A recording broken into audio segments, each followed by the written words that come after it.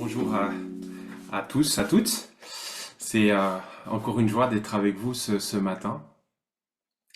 Alors, dernièrement, je lisais dans un livret d'études sur Jacques une question qui nous était posée en rapport avec le chapitre 5. D'après les propos de Jacques, à quoi ressemble une église normale? Non pas une église idéale d'après ce qui devrait être, mais une église normale d'après ce qui se vit. En méditant sur les propos de Jacques, nous pourrions dire qu'une église normale, c'est une église dans laquelle il y a tantôt des gens qui sont à côté de la plaque par rapport à eux-mêmes, à leur motivation, tantôt d'autres gens qui sont en proie à de profondes injustices et qui sont tentés de reporter leur colère sur d'autres personnes au sein de la communauté. Une église normale, c'est une église dans laquelle d'autres encore passent par des épreuves douloureuses, un décès, la maladie, un divorce, un licenciement. Et c'est là que l'isolement surgit. Parfois il est choisi, parfois il est contraint, forcé. Peut-être que la culpabilité pointe le bout de son nez, peut-être pas. En tout cas, ces gens ont besoin d'être entourés par l'ensemble de l'Église et en particulier par les responsables. Une Église normale, c'est une Église où on lutte tous avec le péché. Certains s'en sortent, ils connaissent des victoires, et puis en fait d'autres ils se retrouvent juste la tête sous l'eau. Peut-être qu'ils ne luttent même plus. Ils auraient tant besoin de venir à la lumière. D'autres encore se sont éloignés, ils sont partis dans le décor et ils auraient tant besoin d'être rejoints. Une église normale, c'est une église où personne n'est personne et où tout le monde a besoin de tout le monde. Personne n'est personne et tout le monde a besoin de tout le monde. En premier, les responsables, les leaders, nous avons un grand besoin du ministère personnel des croyants qui nous entourent. Oui, l'Église est une communauté de personnes inachevées, vivant dans un monde brisé et ayant toujours besoin de la grâce de Dieu et de l'aide des autres. Le secours de Dieu passe souvent au travers des autres. Et l'un des grands défis de l'Église, pas seulement des responsables, c'est de favoriser une atmosphère d'humilité, de grâce qui nous incite à marcher tous ensemble dans l'amour et la vérité. Alors par quoi ça passe? Premièrement, ça passe par une sage appréciation de nous-mêmes. Au verset 13 et 14, je relis: à vous maintenant qui dites aujourd'hui ou demain, nous irons dans telle ville, nous y passerons une année, nous y ferons des affaires et nous gagnerons de l'argent, vous qui ne savez pas ce qui arrivera demain. En effet, qu'est-ce que votre vie? C'est une vapeur qui paraît pour un instant et qui disparaît ensuite. Les gens que Jacques recadre ici étaient en partie aveuglés par rapport à eux-mêmes et à leur motivation. Dieu n'était pas réellement au centre de leur intention. Par contre, ce qui était au centre, c'était leur personne, leur projet, leur volonté. Mais aux dépens d'être à l'écoute de Dieu et d'aimer leur prochain. Ils pensent, ils parlent comme s'ils étaient Dieu, comme s'ils pouvaient disposer de leur vie à loisir, et ils deviennent en quelque sorte aveugles aux autres, sourds à Dieu. Mais bien sûr, Jacques ne condamne pas le fait de faire des affaires, de gagner de l'argent, de planifier des projets. Et heureusement, dans le cadre de nos ministères, nous avons tous des objectifs, des programmes, des projets. Il y a des choses qui nous tiennent à cœur. On aimerait que certains idéaux puissent se réaliser. On a une vision, on aimerait l'atteindre. On se projette dans l'avenir. Certains prévoient même une planification stratégique. Et toutes ces choses sont souvent bonnes en soi, excellentes. Mais, mais, il est bon aussi de nous questionner. Dans le fond, pour qui faisons-nous toutes ces choses? Sommes-nous conscients de nos limites, nos faiblesses, nos travers, personnellement en tant qu'Église? Et est-ce que toutes ces choses ne prennent pas une place démesurée dans notre cœur, mais au dépens d'être à l'écoute de Dieu et d'aimer notre prochain? Il faut comprendre le verset 17. Si donc quelqu'un sait faire le bien et ne le fait pas, il commet un péché. Il faut comprendre ce verset à la lumière de cette tendance auto-centrée, orgueilleuse, qui fait que nous nous fermons aux autres, nous les ignorons, alors que nous pourrions les aider à les aimer. Et j'ai besoin de me rappeler que si mon ministère, mon service pour Dieu est motivé par les projections que je me fais, même s'il n'y a pas de tort à se faire des projections, mais si ça c'est la finalité, alors peut-être que l'idolâtrie n'est jamais très loin. Qu'est-ce que Jacques nous propose comme remède? En fin de compte, il nous propose d'abord de redécouvrir notre fragilité, nos limites, notre ignorance, et combien nous sommes éphémères. On entend presque un ton ironique lorsqu'il dit vous pensez faire des affaires, rester une année dans une ville, mais vous ne savez même pas ce qui vous arrivera demain. Et Jacques compare notre vie à une vapeur. Une vapeur qui apparaît pour un instant et qui ensuite disparaît. Une vapeur, c'est tellement éphémère. Imaginez une vapeur à l'échelle d'une journée, d'une année, d'une vie. C'est moins que rien. Et nos vies sont ainsi, dans le fond, 60, 70 ans, 80 ans. Ce n'est pas beaucoup d'années à l'échelle de l'éternité. C'est un souffle. Et une vapeur, c'est tellement fragile. Et je trouve que ça nous définit bien. En fait, dans le fond, nous sommes tellement plus dépendants de Dieu que nous pourrions le penser. Nous ne maîtrisons pas grand-chose. Et une vapeur, ça ne laisse pas de traces. Après notre mort, quelques générations passeront et on se souviendra plus de nous. Mais bien sûr, Jacques ne dit pas que la vie ne vaut pas la peine d'être vécue ou que rien ne compte dans cette vie.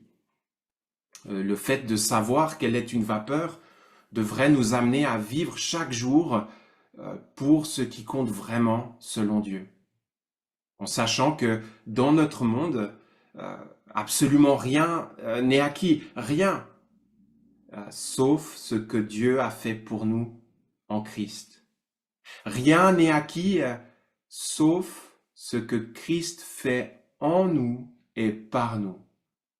Et dans l'éternité, nous serons surpris de voir ce qui a réellement compté pour Dieu. Peut-être qu'il y a des choses que je considérais comme insignifiantes, petites, mais qui avaient énormément de valeur pour Dieu. Et inversement aussi. Et puis, disons-nous qu'il y a une vraie différence entre faire des œuvres pour Dieu ou rentrer dans l'œuvre de Dieu. C'est possible de faire beaucoup d'œuvres pour Dieu, mais sans rentrer dans l'œuvre de Dieu. Autrement dit, c'est possible d'être engagé pour Dieu, mais sans être consacré à Dieu. Par contre, c'est impossible de rentrer dans l'œuvre de Dieu sans être consacré à Dieu. Être consacré à Dieu, c'est rentrer dans son œuvre. Et parfois, nous avons besoin de revoir nos modes de fonctionnement en Église. Souvent, on part de nos projets, de nos besoins, et puis on met en place une stratégie, une organisation, et puis on finit par prier en disant « Seigneur, bénis nos projets ». c'est un peu caricatural, mais c'est souvent ce mouvement qui est là, en tout cas dans ma vie. Mais la Bible nous invite à faire l'inverse, à commencer par la prière, l'adoration, l'écoute de Dieu, de sa parole, pour comprendre sa vision, saisir sa volonté et seulement ensuite développer des projets en ramenant chaque fois Dieu au centre.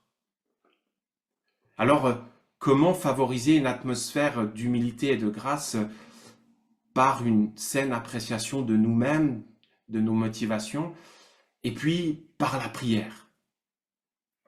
Ce n'est pas pour rien que Jacques nous invite à prendre pour modèle de patience et les prophètes et Job, car ils ont fait preuve d'une patience militante, qui est tout à l'inverse d'une patience stoïque passive, qui dit patience militante, dit prière du fond du cœur, même si ce n'est pas beau à dire, à dévoiler. Et parfois, je me fais reprendre par notre Seigneur. C'est comme s'il me disait, Michael, arrête de me dire ce que tu penses que tu dois me dire, mais dis-moi ce qu'il y a vraiment sur ton cœur. Et Jacques nous appelle chacun pour notre compte à être des hommes et des femmes de prière.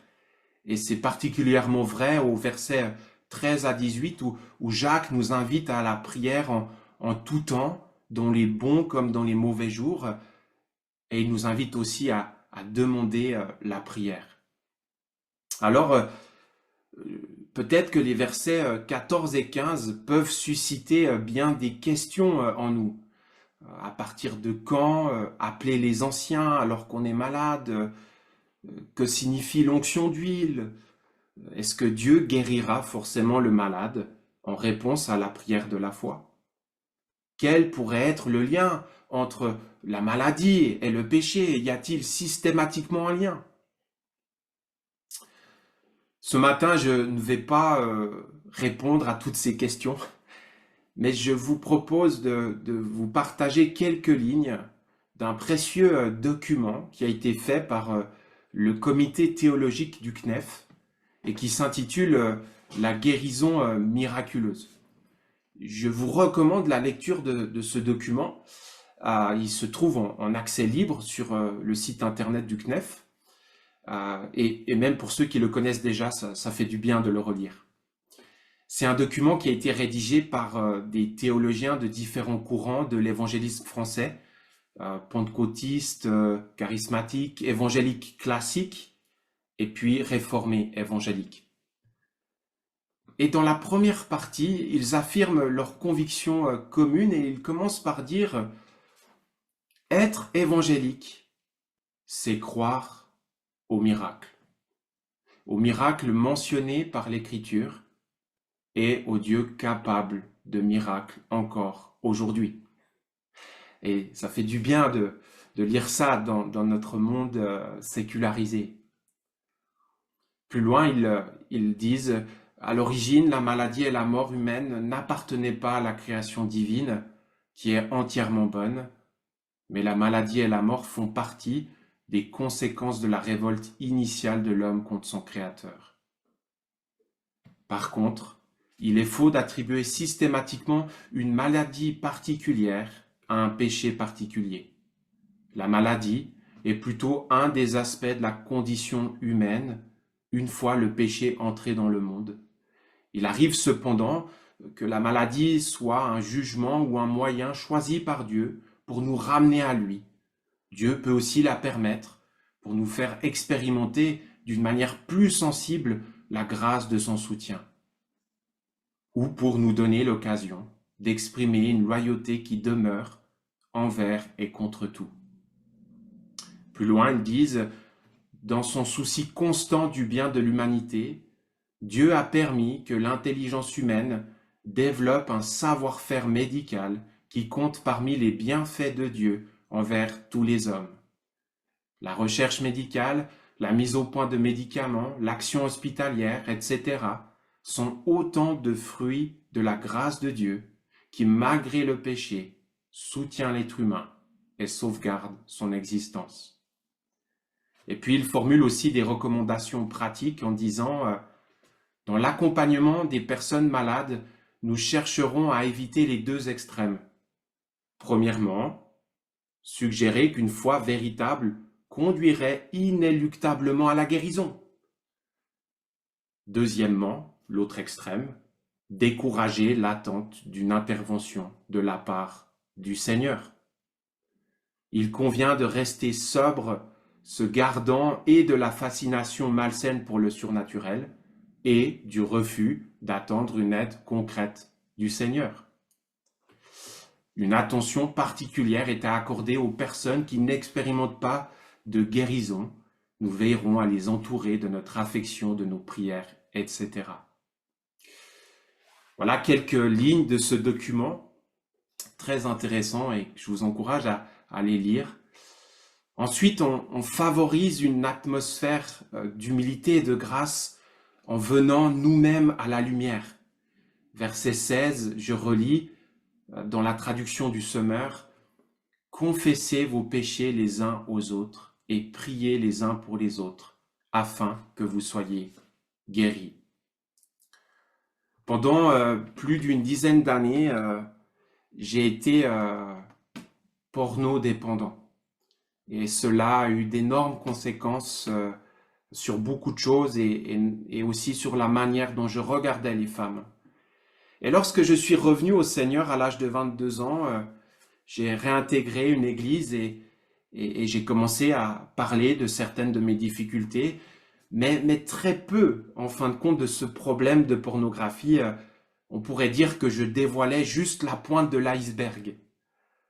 Je me rappelle certains dimanches, je rentrais chez moi après avoir fait une belle présidence de célébration et je me vautrais tout le reste de l'après-midi sur Internet. Heureusement, Dieu a mis sur ma route des frères et des sœurs et surtout des frères plus âgés avec qui j'ai pu cheminer de plus près. Et je trouve qu'il y a un tel bienfait à pouvoir exposer ce qui est dans l'ombre, à pouvoir l'amener à la lumière et à pouvoir ensemble affirmer le pardon de Dieu, à rappeler l'évangile, à affirmer la grâce, à prier les uns pour les autres. Dans son livre sur la communauté, Dietrich Bonhoeffer dit le péché veut être seul avec l'être humain et l'arrache à la communauté. Plus l'être humain est seul, plus le péché exerce sur lui son pouvoir destructeur, et plus les hommes se prennent à ses pièges. Le péché veut rester ignoré, il craint la lumière, dans la pénombre, il empoisonne l'être humain tout entier.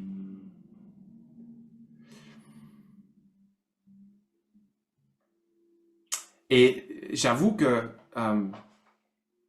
je suis des fois un peu inquiet personnellement de constater qu'autour de moi, il y a beaucoup de frères et de sœurs qui n'ont pas forcément d'autres personnes à qui ils peuvent tout dire, d'autres compagnons de route, de redevabilité. Et en posant la question, je fais le constat qu'il y a souvent plus de la moitié des personnes, si ce n'est plus, dans l'Église qui n'ont pas cela.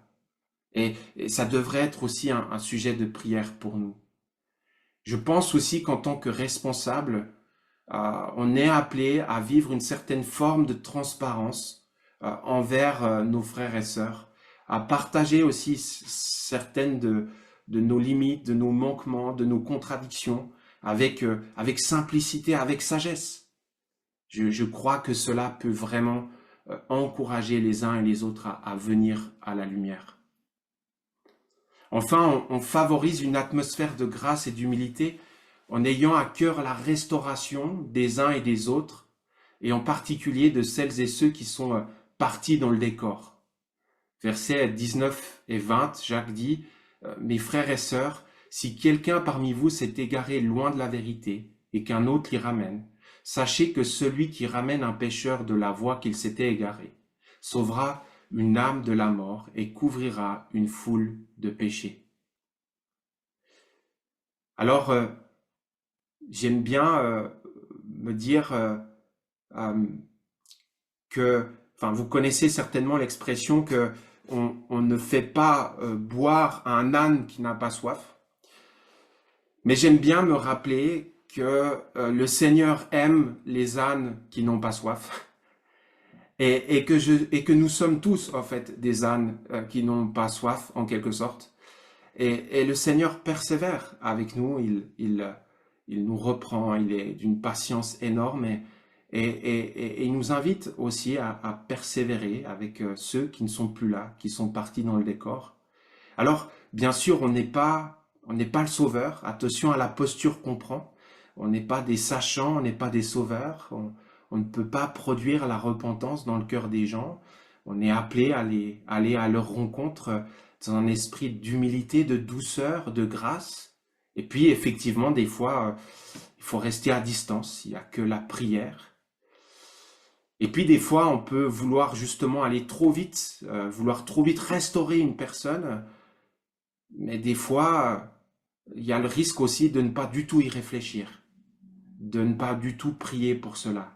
Et on peut se demander si ce ministère de restauration fait vraiment partie de l'Église.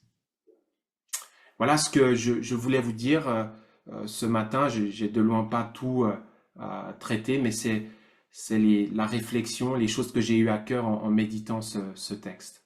Merci pour votre écoute.